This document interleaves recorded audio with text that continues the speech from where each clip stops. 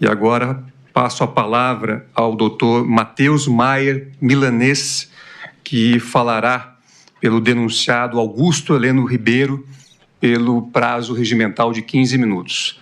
Vossa Senhoria tem a palavra, doutor Matheus. Peguei daqui mesmo. Obrigado. Excelentíssimo senhor ministro-presidente Cristiano Zanin, excelentíssimo senhor relator, ministro Alexandre de Moraes, excelentíssima senhora ministra Carmen Lúcia, excelentíssimo senhor ministro Luiz Fux, excelentíssimo senhor ministro Flávio Dino, excelentíssimo senhor professor e doutor Paulo Gonet, colegas de trincheira, serventuários e serventuárias desta casa, assessores e assessoras e demais espectadores. Eu gostaria de iniciar minha sustentação com uma citação que muito me inspira de Santo Agostinho, onde ele fala que a esperança tem duas filhas lindas, a indignação e a coragem. A indignação nos ensina a não aceitar as coisas como estão, e a coragem, excelências, a mudá-las. Então, movido por essas palavras que falam em nome de Augusto Heleno. E minha sustentação será breve. Pautarei em 3 pontos principais. O primeiro, sobre a impossibilidade de divisão deste processo. O segundo, sobre a necessidade do acesso à íntegra das provas e não aos informes de polícia judicial. E terceiro, sobre a inépcia e falta da justa causa para com o senhor Augusto Heleno. Inicialmente, começo apontando que esta defesa técnica não desconhece o entendimento da Casa de que é possível sim o fatiamento em caso de ações penais públicas, sendo que o Código de Processo Penal versa sobre queixas-crime, ou seja, ações penais privadas. Entretanto, excelências, nesse caso nós temos um ponto crucial.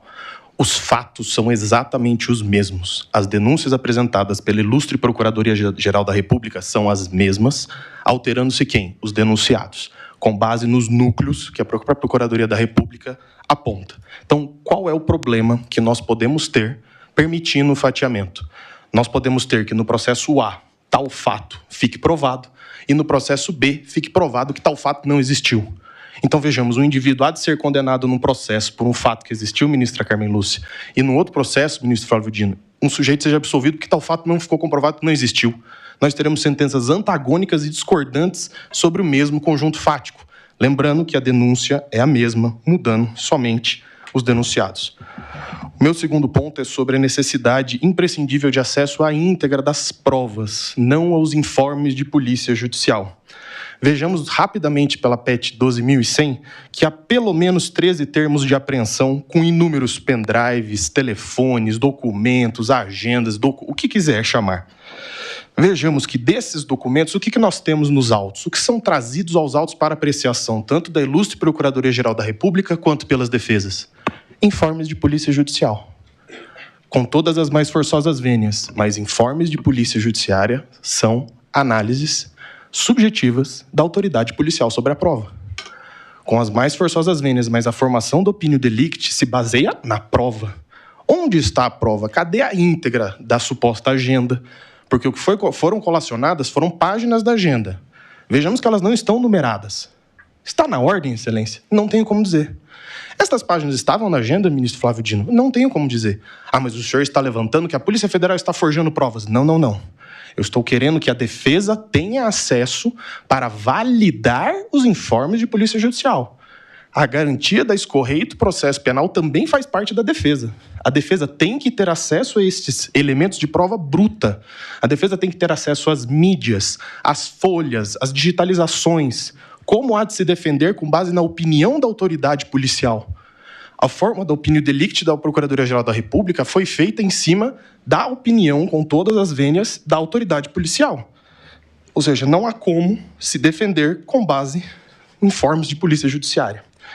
E, por fim, excelências, eu trago aqui a questão da necessidade de rejeição da denúncia com relação ao senhor Augusto Heleno por sua inépcia e falta de justa causa. Vamos analisar, primeiramente, o que a Procuradoria-Geral da República traz, ministro Luiz Fux, contra o senhor Augusto Heleno. Primeiro, que ele teria participado de uma live no dia 29 de julho de 2021.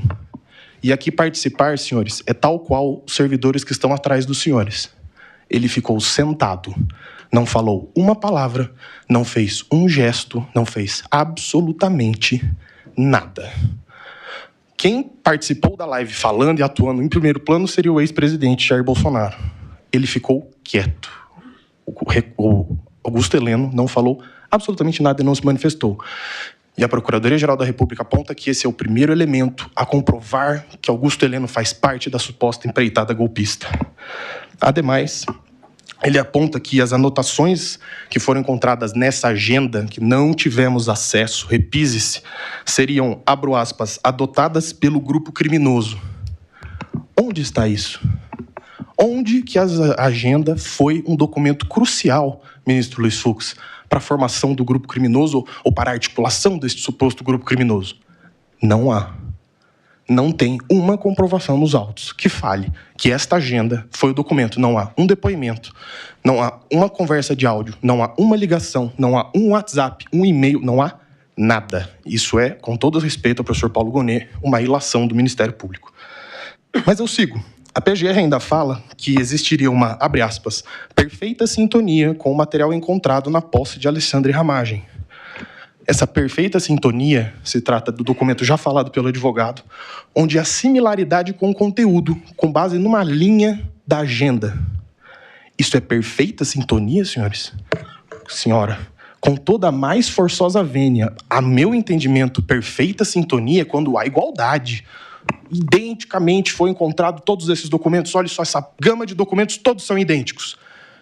Então, os senhores e as senhoras estão dizendo que da gama de documentos todas que foram encontradas, de laudos e afins, uma linha de uma página e um documento que versam sobre um assunto é perfeita sintonia?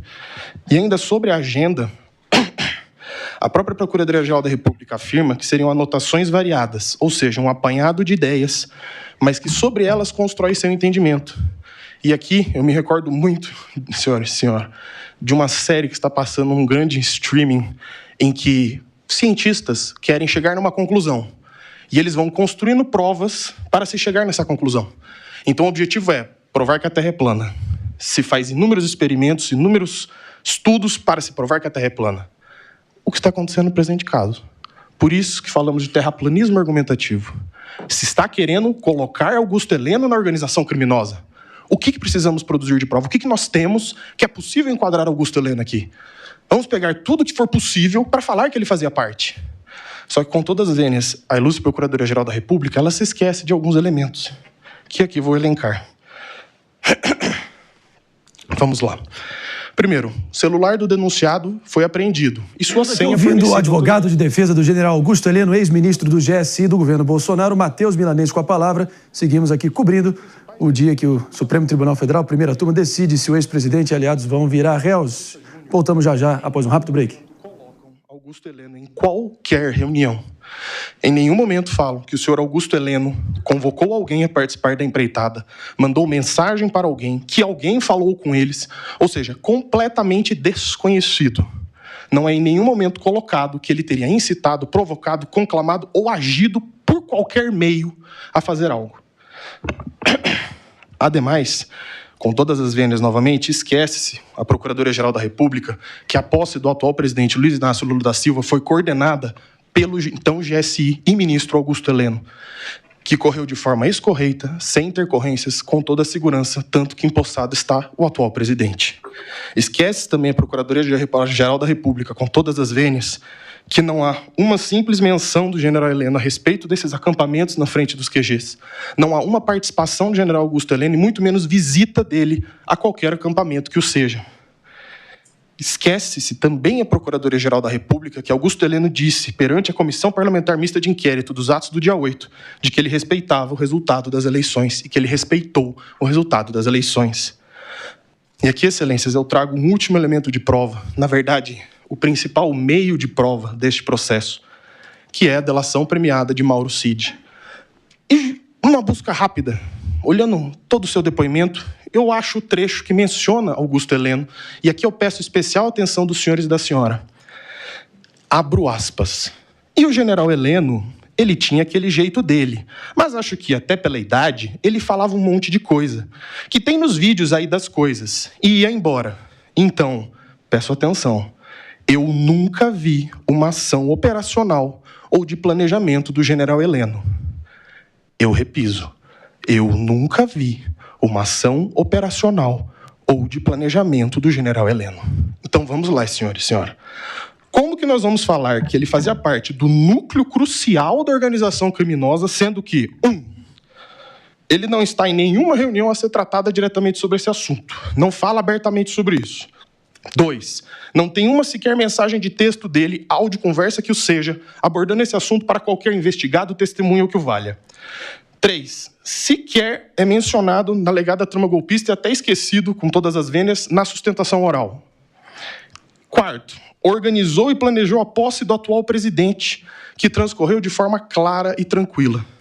E, por fim, o principal meio de prova deste procedimento, que é a delação premiada, o delator diz, ipsis literis, que nunca viu uma ação operacional ou de planejamento. Ou seja, Augusto Heleno não organizou e não planejou absolutamente nada. E não sou eu que estou dizendo, é o delator que está apontando isso. Nós temos conhecimento como defesa técnica de que o estándar probatório para o recebimento da denúncia é rebaixado, mas ele não pode ser colocado ao chão, excelências. Vejamos aqui que as provas militam no sentido contrário da versão ministerial. As provas esquecidas pela Procuradoria-Geral da República atestam o contrário. A completa ausência de material probatório que Augusto Heleno fez alguma coisa. Quem ele conclamou? Os generais falam que não. Com quem ele falou? Não há. Ele publicou? Não tem. Ele esteve nos acampamentos? Não esteve. Ou seja, todos os elementos esquecidos apontam em sentido contrário, senhor presidente. Então, a conclusão a que se chega é que não há como apontar por nenhum elemento que ele seria participante do núcleo crucial da organização criminosa. Pelo contrário, as provas infirmam esse ponto. Com base nisso, a defesa pede que a denúncia seja rejeitada. Estamos de volta para todos vocês nos escutando pela rede Jovem Pan de Rádio. Matheus Milanês, advogado de defesa do general Augusto Heleno, concluindo o seu pronunciamento em favor do ex-ministro do GSI, Jair Bolsonaro. Vamos ouvir agora o ministro Cristiano